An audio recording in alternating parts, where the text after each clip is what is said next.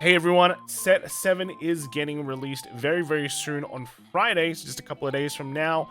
And usually what I do when a new set is released in Japanese, I make up some preliminary decks, but then when the English set comes out, we spice those up, we get some of the best decks, best looking decks that have been doing well in the past couple of months that, it's been out in Japan, and give ourselves a nice head start in the English format, because a lot of these things have already been figured out. And we can just kind of go from there, right? So that's where it's at. All of these are in English deck log as well. If you check the description below, you will see the deck codes. So make sure you can put them in English deck log. In the preliminary ones, we've used the Japanese ones. So yeah, English deck log, you'll see the decks. But we'll still go through them all here. We've also... It's basically just all the new decks that got support, so we're not going to go through every single deck. Basically, if I talked about in the preliminary deck section, it'll show up here.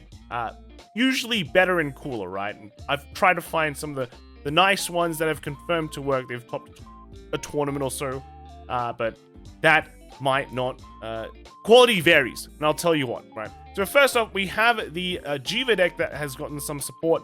This came third in Osaka overall, so did quite well. A lot of these Jiva decks run pretty much, well, there's not that many to start off with, but a lot of the Jiva decks do run similar core where they do splash in some Virina arcs just to get some draw power. Otherwise, they've been, mostly playing more of the adding some boards into. You have like two play styles where you kind of do heavy retire or still play the same thing as before. This one runs very low grade ones. It basically has like one grade 1 and then PGs, and that's pretty much it. You're basically gonna be just cross overdressing over all day. Unfortunately, Jiva's just not that good at the moment, right? That's just how it is. It's not that amazing. There's not that many plays to play. Cross overdress is like, we'll see. It probably needs some more support in like set 9 at this point. And just the fact that people have to run arcs, why don't you just play old Maha, right? So yeah, pretty copium, but if you want to start off with somewhere like a starting list, you can try this one. It did well in Osaka. They did have diversity cut in those teams, but, if you have to go there, your team starts to go X1, so it's better than nothing, right? It's better than nothing. Next, we have a true copium deck, and this is Eugene. I could not find any results for this deck at all. There was one local result, and unfortunately, Eugene is suffering from the PR problem, where we don't have a good PR in English for it, right? The PR actually just stacks your deck better, so if you want to do old Eugene things, which is just retire stuff, then you can still do that, right? Eugene does get a new restander, and it is just the Oswald. It allows your Vanguard to attack twice, but it turns the drive to 1. So that's pretty much it. Otherwise, the rest of the deck is just pretty much retire city, right? We do have a new grade 3 as well. That is kind of a no CB retire. Overall CB costs have kind of dropped a bit, but we don't really have any counter charges as much in the deck anymore.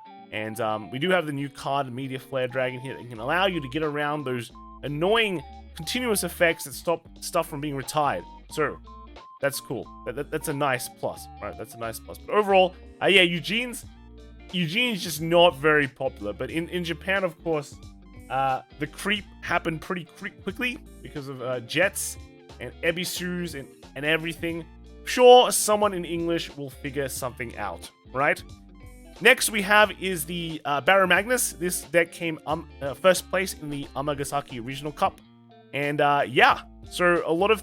Baromagnes really hasn't changed much. This guy that came in the first place, he only ran 1 Baromagnes. I know a lot of people like running 2, so you can kind of just at least a still Persona ride. But this guy just ran 1 and actually ran 4 ponies, which is quite interesting. A lot of decks also run just 1 off the Lilac Lasher. But yeah, that's like just a nice one off. But the rest of the deck is pretty much just kind of solved already. You run the Amandines because it's just a good card. It's from set 6. It does everything you want.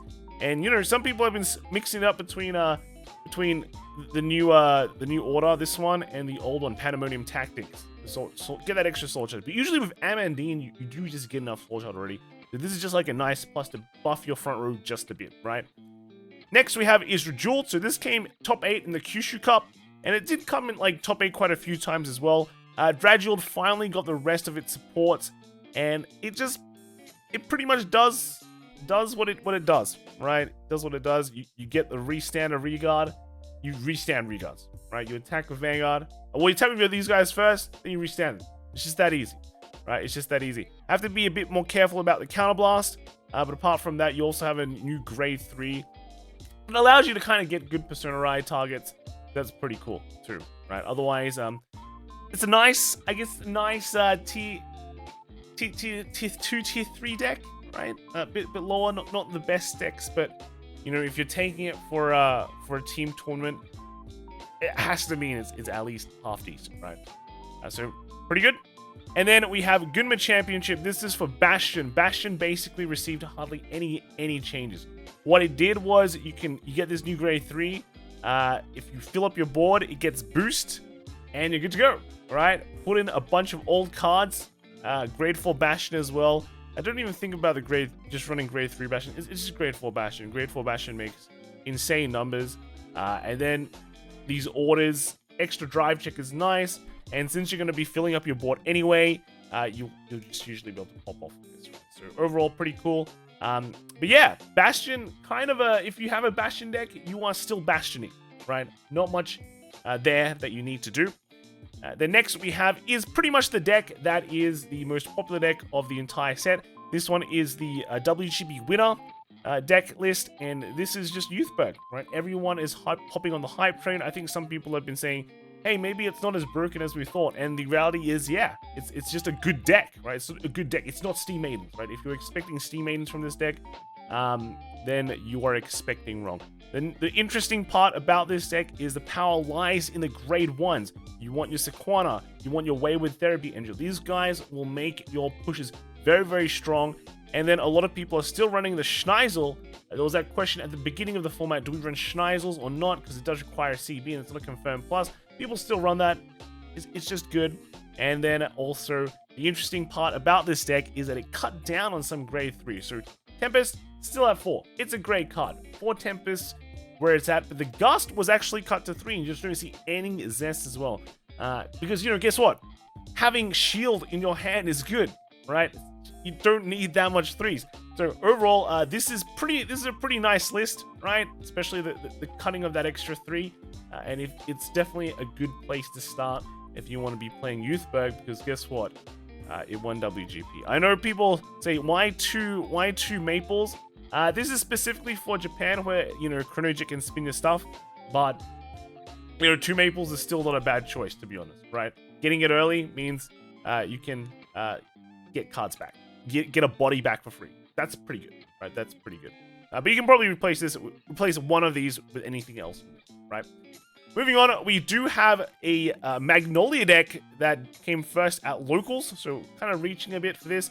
But there were a few Magnolia decks that did top. They eventually all moved to grade 4 Magnolia, which is quite interesting because you'd think that the support for this deck is mainly for the grade 3, right?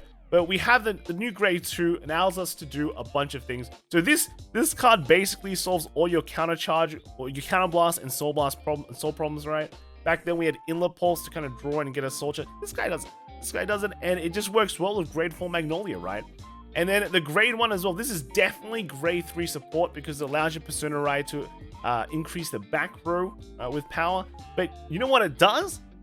It lets you grab a Magnolia from the top 5 cards of your deck. So if you're absolutely screwed and you don't have a Magnolia Ride, at least this can help you search it out.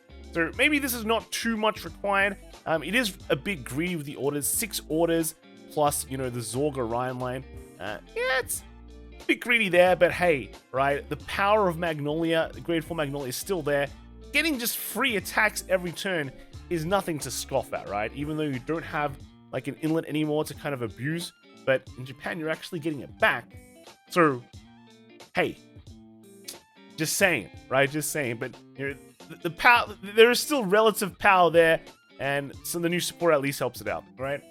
The next we have is Lianorn. So Lianorn, this came 3rd place at the Hiroshima Championships, and this Lianorn finally got a nice grade 3, right? So this guy allows you to multi-attack, which is good. It's good.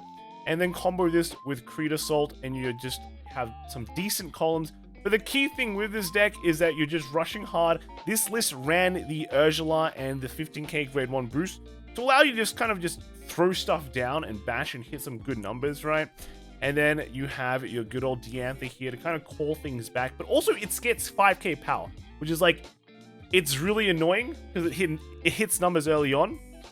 So you can kind of just throw it down, bash early, hit your opponent. The whole key thing about this deck is just rushing hard early on, and then, you know, when you ride that grade 3, you're just kind of finishing them off there. This Salvia as well is very interesting because, you know, when you call it, you also get some plant tokens at 3, so it just kind of fills out slots, so it's not bad. All right, pretty cool. All right, pretty cool. So overall, very nice, very cool list. At least it's gotten better than what it was before. Yep. The next we have is Flagburg. I think this will be a very popular deck in English, right? This came first place in Osaka. There is a blank spot here because for some reason Shelling Cannon Dragon's picture is broken. But hopefully when you check this, Bouchard would have fixed it, right? So, hey, fix it, right? Interesting thing about this list though is it's running 1 copy of Rousing Breath Dragon. I actually don't think you need it. It is just like a nice extra counter charger though, if you think full price Trident is not enough, because this deck does use a bit of CB like always, but now you have one extra option to decrease that. The extra CB also comes from running Diantha. This is just it's a nice boost, right? It's a nice boost, but it also calls things out. So it calls important cards like Inlet Pulse out, which is great, right? But it can also call other things out that can make it, like you can call Price Trident and the Rousing Breath Dragon, gonna make the cost kind of free, right? Free. And then you still run some of the orders, kind of fish for key cards that you want. The interesting part is now that like Flagburg isn't running the Zorga Rhyme line. You can, of course, you still can. You can buff up a few more orders, but this rhyme line is now okay, right? It's now okay. So very cool. And then lastly was another deck that was pretty hard to find, like Eugene. Although this did have some local tops. This is the Blitz deck.